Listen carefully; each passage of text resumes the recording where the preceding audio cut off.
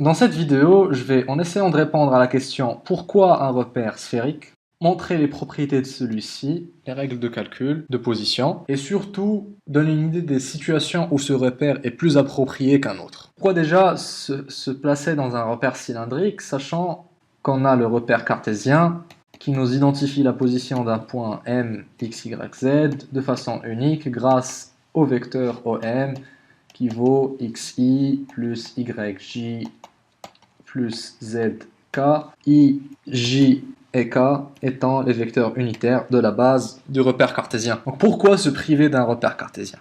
Bien parce que dans des situations, repérer un point par 3 variables n'est pas très pratique, en particulier s'il a une façon de bouger qui réduit ses degrés de liberté et qui permet de le définir plus facilement avec seulement 2 variables.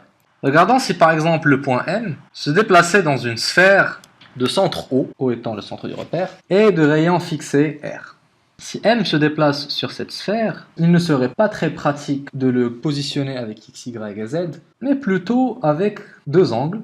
L'angle qu'il va faire avec OZ, qu'on va appeler θ, et l'angle que sa projection sur OXY va faire avec OX, qu'on va appeler φ. Ainsi, si R est constante, il nous suffira de connaître θ et φ. Dans le cas par exemple de la Terre, c'est la latitude et la longitude, pour bien savoir où se trouve le point mobile. Reste alors la détermination du point OM. Le point OM serait défini, donc là on a une distance R, peut tracer un vecteur unitaire sortant, et M serait simplement égal à ER. Et le vecteur ER contient déjà les informations θ et φ. Ainsi, dans le repérage cylindrique, un point M sera repéré grâce à sa projection sur plan XY, l'angle qu'elle fait avec OX qu'on va appeler φ, et l'angle que fait le vecteur OM avec OZ qu'on va appeler Eθ. La base du repère sphérique est constituée d'un vecteur qui va dans le sens d'évolution de θ, qu'on appelle Eθ, un vecteur qui va dans le sens de l'évolution de φ, qu'on appelle Eφ, donc Eφ suit l'évolution de l'angle φ, et du vecteur ER qui lui est porté par le rayon que fait la sphère sur laquelle se déplace M. Donc le rayon liant O à M. Quelles sont les situations où le repère sphérique est intéressant? Donc il y a bien sûr les situations où on est confiné à se déplacer que sur la surface d'une sphère, donc celle tracée initialement, mais il y a des variantes.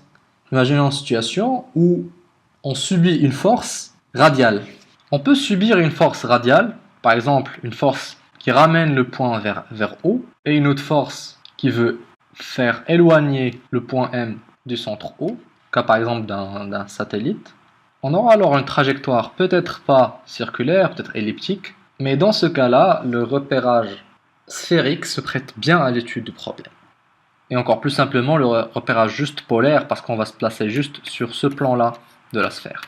Donc dès qu'il y a une symétrie sphérique dans le problème, ou dès qu'on étudie le mouvement d'objets qui se déplacent sur la surface d'une sphère rayon fixe, le repérage sphérique est le repérage le plus adapté à l'étude du problème et c'est celui qui aura le moins de variables à gérer.